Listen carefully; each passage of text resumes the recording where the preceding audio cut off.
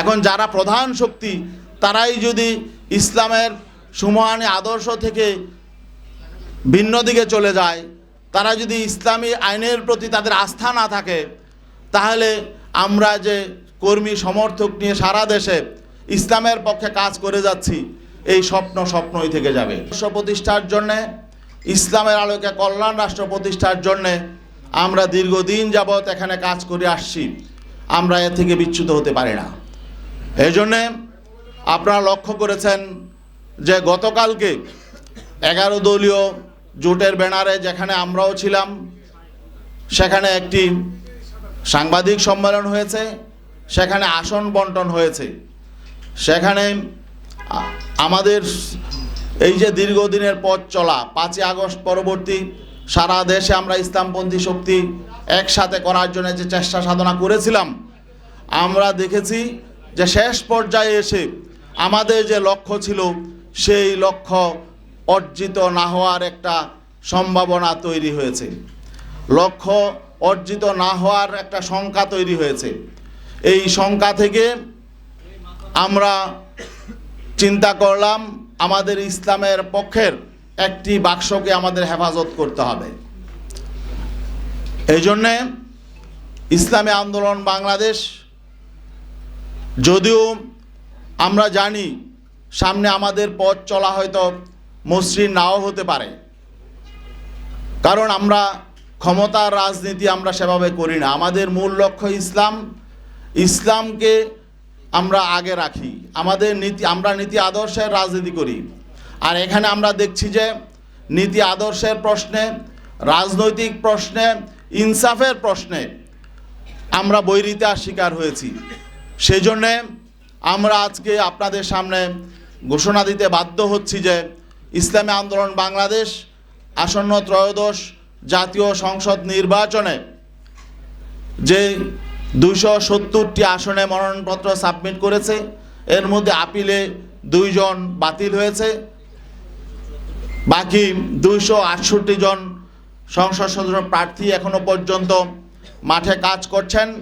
আমরা তাদেরকে নির্দেশনা দিয়ে দিয়েছি, তারা নির্বাচনের প্রতিদ্বন্দ্বিতা করবেন, একজনও তারা মনোনয়নপত্র প্রত্যাহার করবেন না।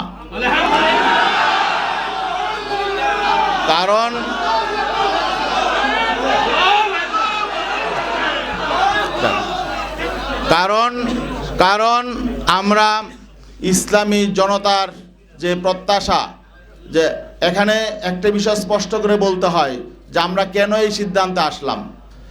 জানেন যে এখানে বাংলাদেশ জামাতে ইসলামী একটি বড় শক্তি ছিল, অস্বীকার করার সুযোগ নেই।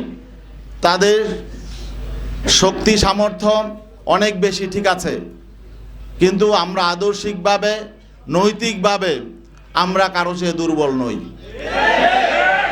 আজকে আমাদের দুঃখজনক বাস্তবতা হলো, আমরা অবাক বিস্ময়ের সঙ্গে দেখলাম জামাতে ইসলামী সম্মানিত আমির জনাব ডাক্তার শফিকুর রহমান, তিনি স্পষ্ট করে বলেছেন যে তারা ক্ষমতায় গেলে প্রচলিত আইন অনুযায়ী রাষ্ট্র পরিচালনা করবেন। এবং তিনি যে খ্রিস্টান সম্প্রদায়ের প্রতিনিধির সঙ্গে কথা বলছিলেন, সেই খ্রিস্টান সম্প্রদায়ের একজন সম্মানিত নারী, তিনি স্পষ্ট করে বলেছেন যে আমরা আশ্বস্ত হয়েছি যে জামাতের আমির শরিয়া আইন প্রতিষ্ঠা করবেন না, এই ওয়াদা তিনি করেছেন, এই জন্য আমরা আশ্বস্ত হয়েছি।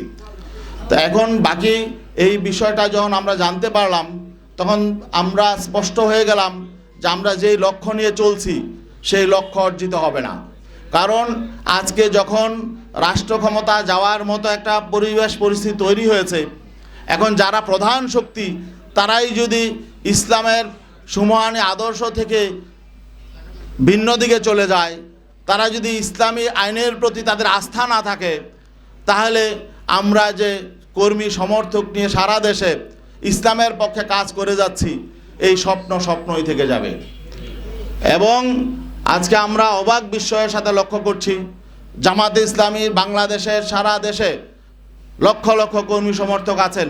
আমরা জানি বাংলাদেশ জামাতে ইসলামী তাদের জন্মের পর থেকে একটা মৌলিক স্লোগান ছিল যে আল্লাহর আইন চাই, সৎ লোকের শাসন চাই। এখন যখন ক্ষমতায় যাওয়ার মতো অবস্থা তৈরি হয়েছে, তখন তারা আল্লাহর আইন থেকে সরে গেলেন। তারা প্রচলিত আইনে রাষ্ট্র পরিচালনা করবেন এই কথা যখন ঘোষণা করলেন, তখন আমাদের প্রশ্ন জাগে যে সারা বাংলাদেশে এই জামাতে ইসলামীর, বাংলাদেশ জামাতে ইসলামীর নেতাকর্মীদের এই যে আবেগ অনুভূতি, এই বিষয়টার প্রতি তারা আসলে খেয়াল করে নাই। আমাদের যেটা মনে হয়েছে, তারা ক্ষমতাটাকেই একমাত্র মুখ্য মনে করছে।